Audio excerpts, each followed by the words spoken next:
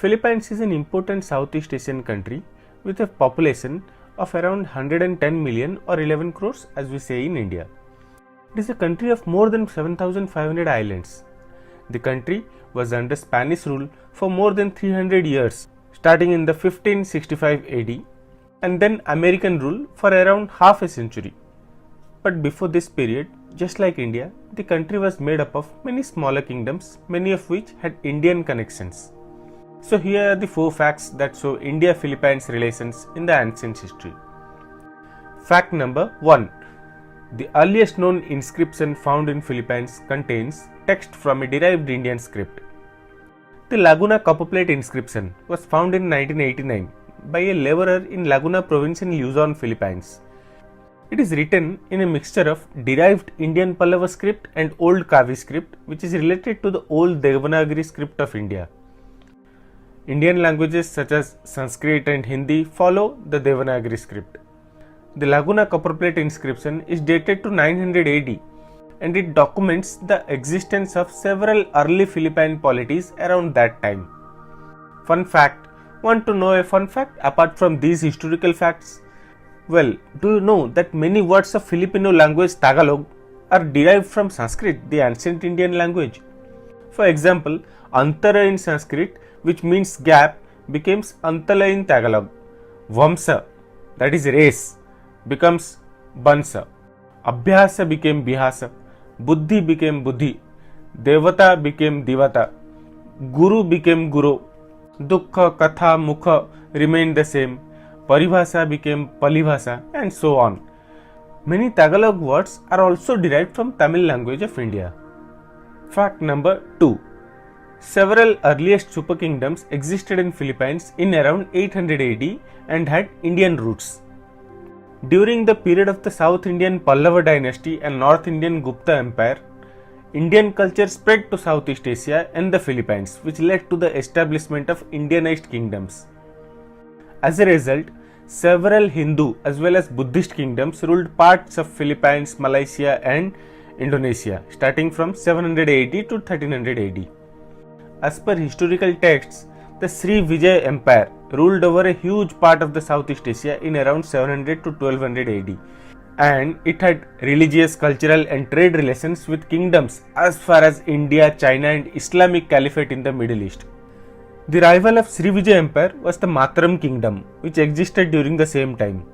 It was a Javanese Hindu-Buddhist kingdom and was also called the Medang Kingdom. It was established by King Sanjay and was ruled by the Sailendra dynasty. The kingdom developed a complex society, had a well-developed culture, and achieved a degree of sophistication and refined civilization, and it also saw the blossoming of classical Javanese art and architecture. Mataram Kingdom was also known for its construction of many temples across Indonesia, Philippines, and Southeast Asia.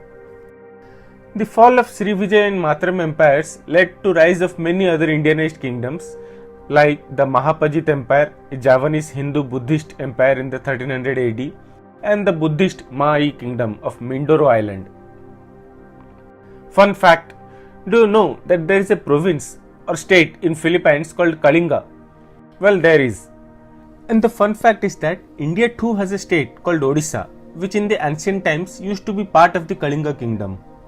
Most probably, both these areas aren't related in any sense, but the Kalinga kingdom of India had in fact vast maritime trade relations with many Southeast Asian kingdoms in the ancient times, so there might be some contact, who knows. Fact number 3. Conquests of the Indian Chola Empire in Southeast Asia. As per historical sources and inscriptions, in 1025 AD, King Rajendra Chola I of the Chola Empire of India launched naval raids in Southeast Asia to subdue the then reigning Sri Vijaya Empire. Although the Cholas did not directly attack Philippines, Sri Vijaya Empire did have significant control over part of Philippines. It is said that the relation between the Sri Vijaya and the Chola empires were friendly in the beginning, and they had maritime trade and cultural relations between them.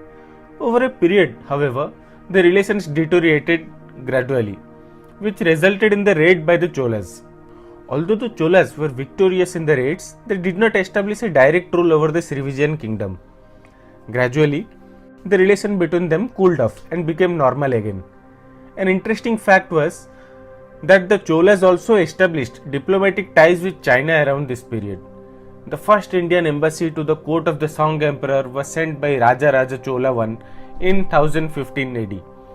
An Indian embassy in China in 1015 AD, isn't it fascinating?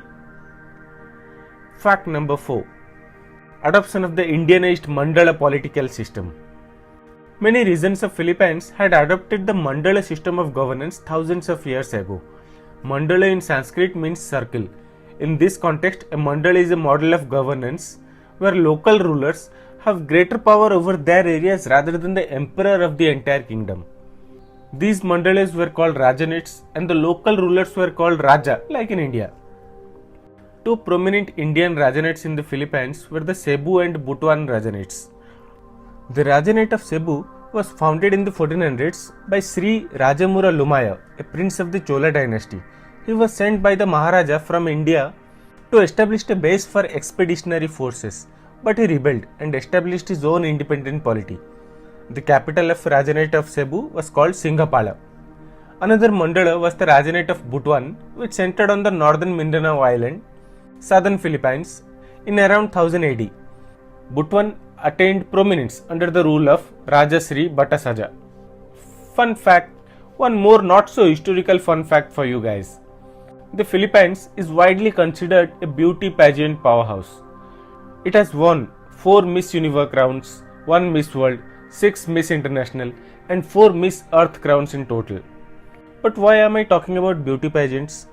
Well, after finishing second to Botswana at Miss Universe 1999, Philippines had kind of a dry run at the contest till 2010 when Venus Raj, a Filipino Indian, finished in the top 5.